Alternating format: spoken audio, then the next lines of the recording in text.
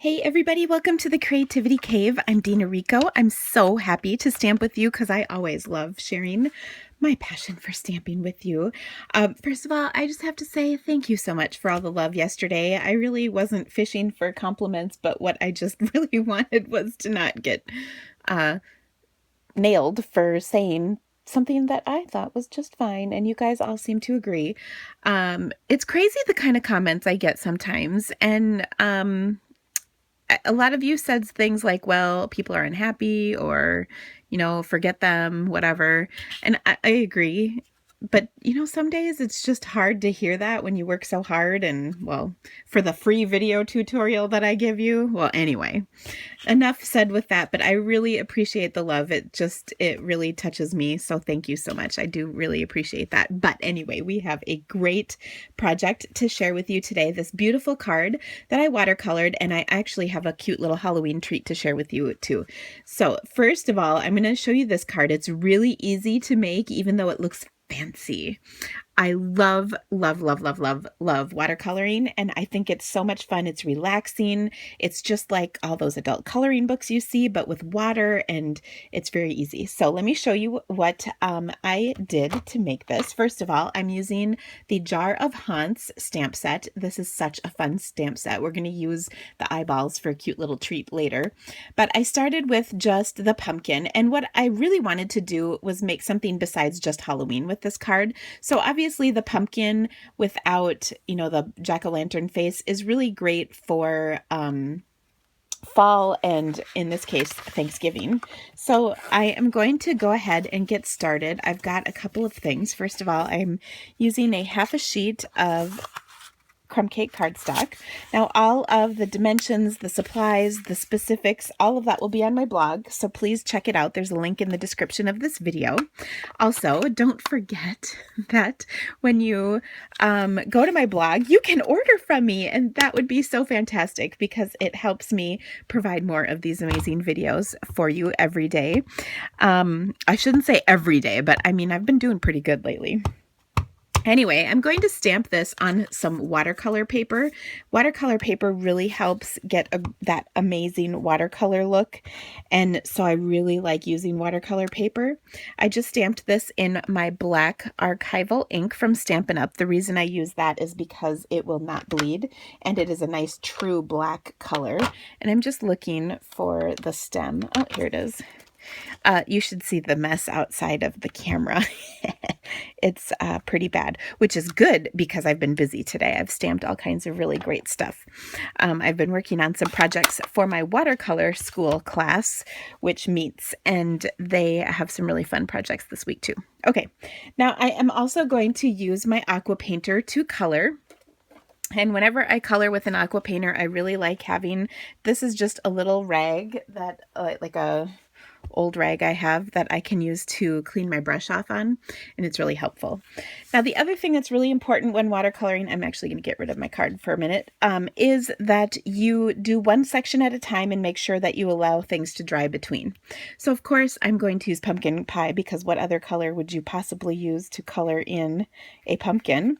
And I'm going to go ahead and just give it one coat of color, and I like having things a little bit wet, not like drippy wet, but just a little bit of wet, because then it helps blend colors in coming up. Okay, so now you can see my sample is way darker. So let's get some of that dark color.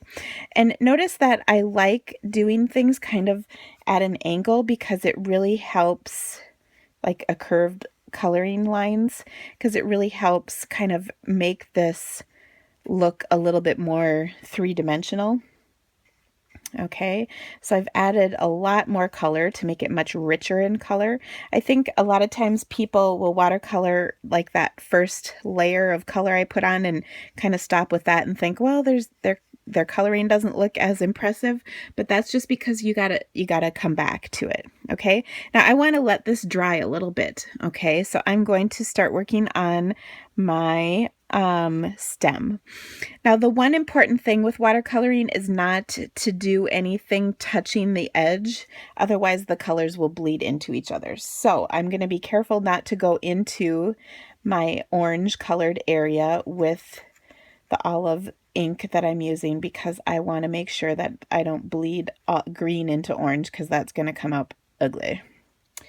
Okay, now this is a nice fine tip, so I'm just going to kind of go over this little vine thing. And then I really want the vein in the center to be darker, so I'm just going to add some more color, real vibrant color. And if you really want to get a lot of extra color in there, the other thing you can do is just put a little drip of re-inker into the lid of your pad. I don't recommend more than one drip. And the reason is if you don't use it, then what happens is it can leak out of your case when you tip things, and that is not good. Ask me how I know. So one drip, and you can see that is so concentrated. It's really going to come out rich color, which is awesome. Okay, now I am also going to, I want to pick up just a little bit more color and see if I can add some more dimension in with my coloring. Now what happens is when it's wet, it's going to blend. And while that's good for some of the time, we also really want this to dry out completely so that we can add a little bit more rich color to it. So I'm going to help this along just a bit.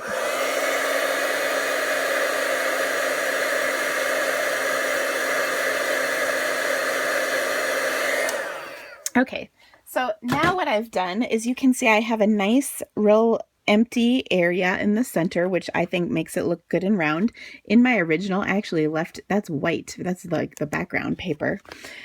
And that is just fine. Now, I don't want my pumpkin to be free floating in the air, so I'm going to ground it. And to do that, I'm actually going to, first of all, make sure my brush is clean, and I'm going to pick up some color. This is basic gray. You could use any neutral color, Sahara sand, crumb cake, whatever color you would like. Hi, sweetie, I'm shooting a video. Oh, okay. And hello. That is Carl. He says hi. So I'm just adding a little ground. Now remember, I want to make sure that it is dry right here so that I don't have blending, because I'll show you what it looks like when you have blending. Oh, there it is. And you can see I kind of tried to clean it up and it didn't work. But when you cover it up with a nice bow, it's just fine. No one knows. Okay, so we're going to let that dry. Now, because my pumpkin is good and dry, I'm going to pick up some color and put some nice, really dark, rich lines on here. And you can see I've transformed this pumpkin into what I think looks like a really good looking dimensional pumpkin. I hope you agree. All right. I'm trying to think of a good story to share with you, but I really can't top yesterday's butts and boobs. It was a love card, and it was wonderful. If you haven't seen it, I highly recommend you check it out because it was a good video. All right, now I'm turning this upside down because I want to color in the background. Now let's compare this right here to my sample. And do you see the difference? I have some blue in the background, and doesn't that just really punch things up? I love the look. So to do that, I'm just going to, oh, danger, danger, danger. Bad things happened. I dropped it too close to the edge. Oh, okay. Whew. Man, that was scary there for a minute. Okay, that is what happens when you drip ink. Bad, Dina. Okay, so I used a tissue to stop the bleeding, literally. We'll be able to fix that. Don't worry. But to be safe, we're going to dry again.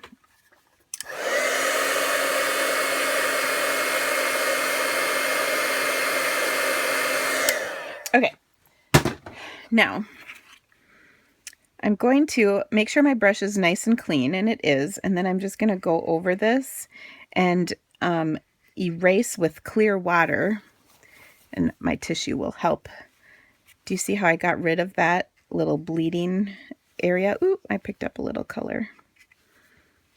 Okay, so that's pretty good. Now I'm going to come and do my background color. We're going to start just a little away from there.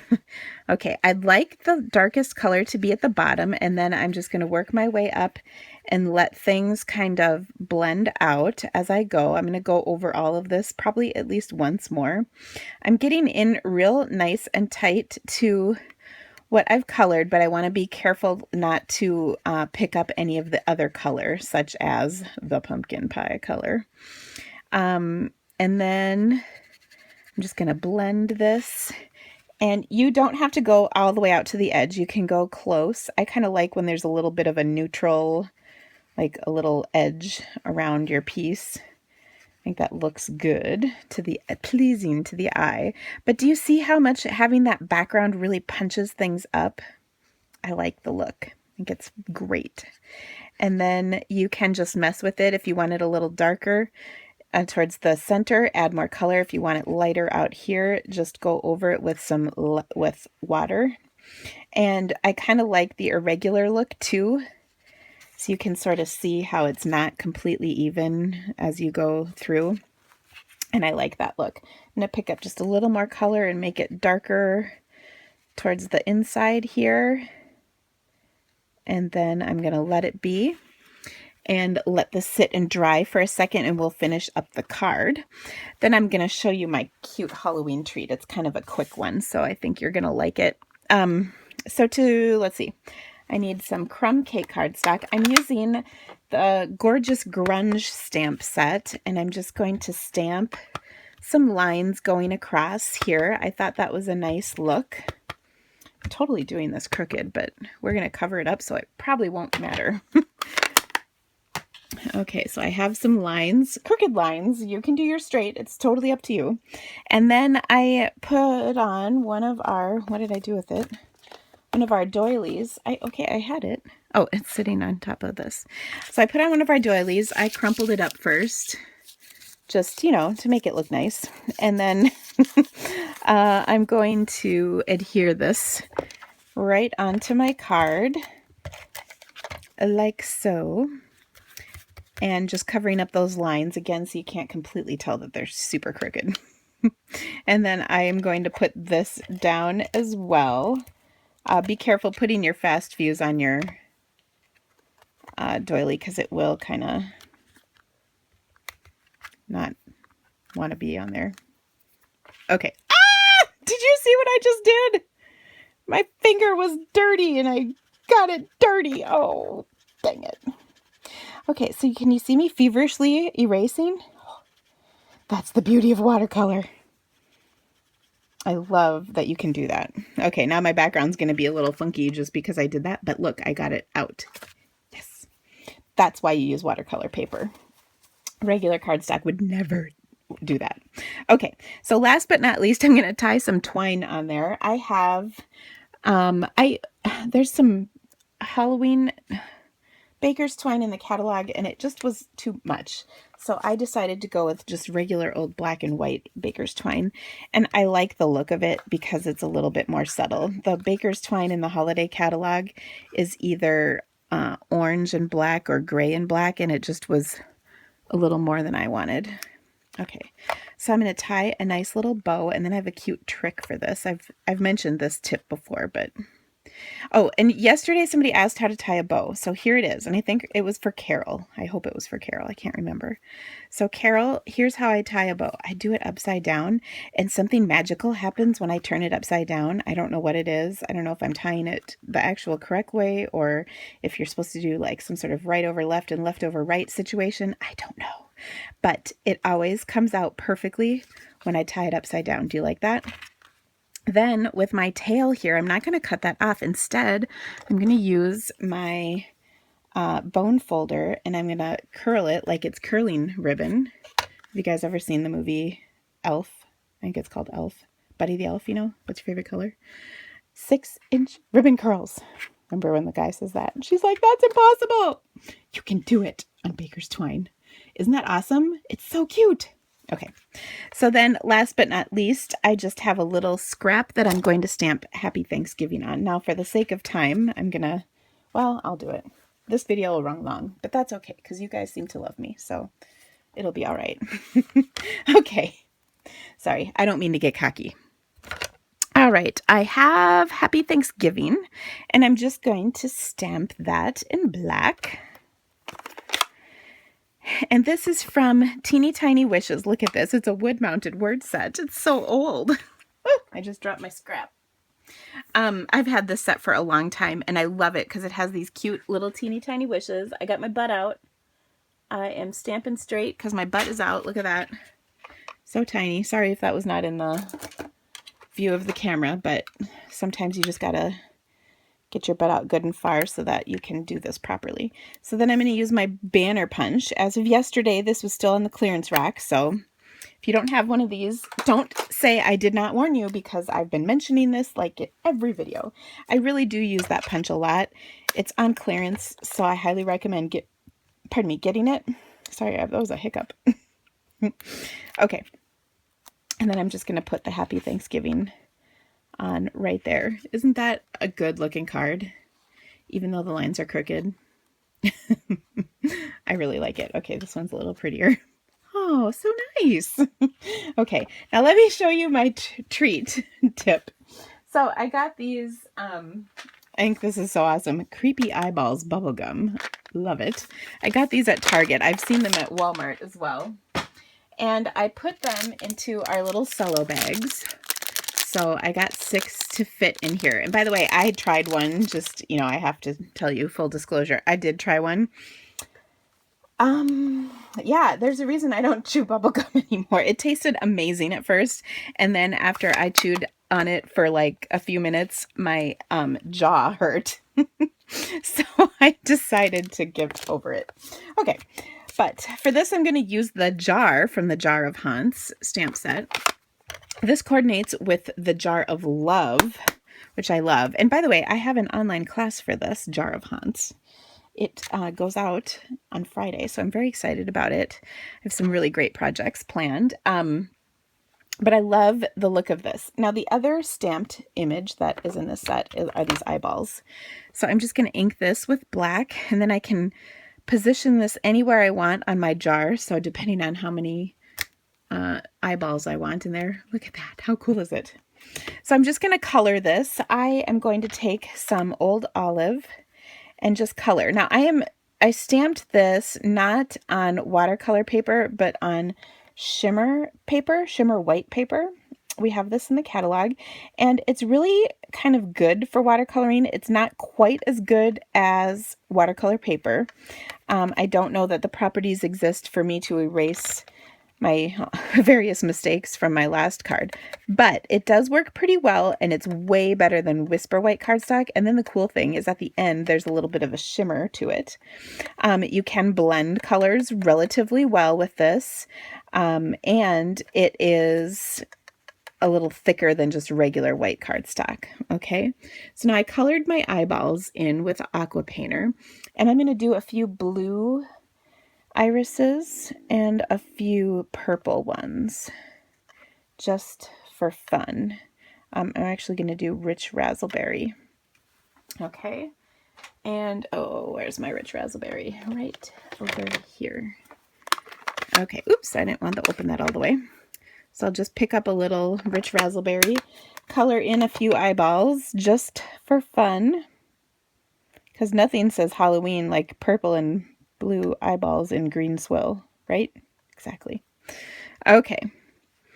Now I'm going to let this dry just a minute, or I'm going to blow on it, whichever. It's okay.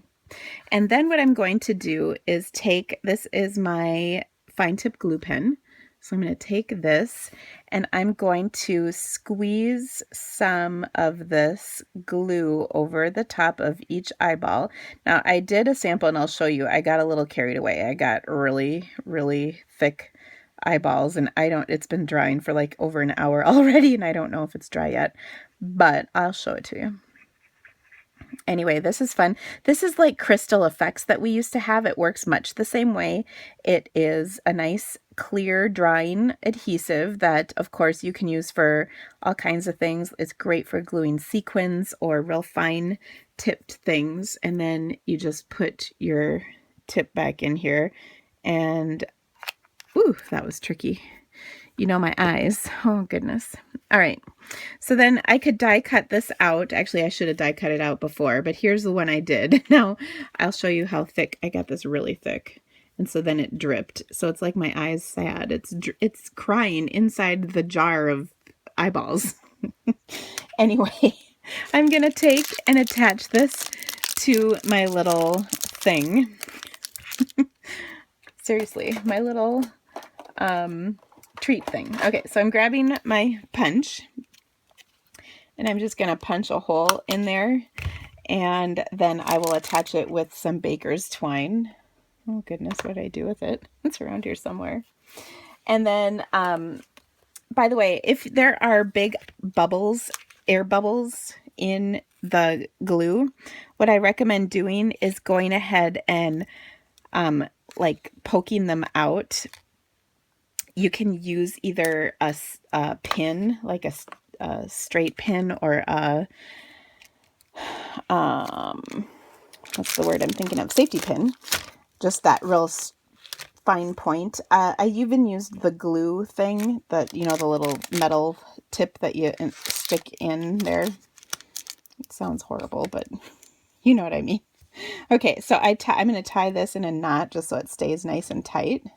And then I'm going to feed the ribbon through the hole. So that way it will stay nice and tight. And then I'll just tie a bow, and then I'll curl my ends, and that's it. So you got 2 projects for the price of 1 here today. I just think this is so stinking cute. Actually, it's kind of funny. I've been looking for chocolate eyeballs instead of bubble gum, but I haven't found them anywhere, even though I've been looking. And my kids are laughing at me. Mom, why do you want chocolate eyeballs? It's for a stamping project. And then they kind of roll their eyes like, oh, okay, that makes sense. Anyway, so there it is. Isn't that super fun and cute? Oh my gosh, I would love to give this to some friends. And then of course I can twirl my ribbon curl ends. Oh, this is coming undone. There we go. Anyway, so there you have it. Thank you so much, guys. Have a great day. Bye.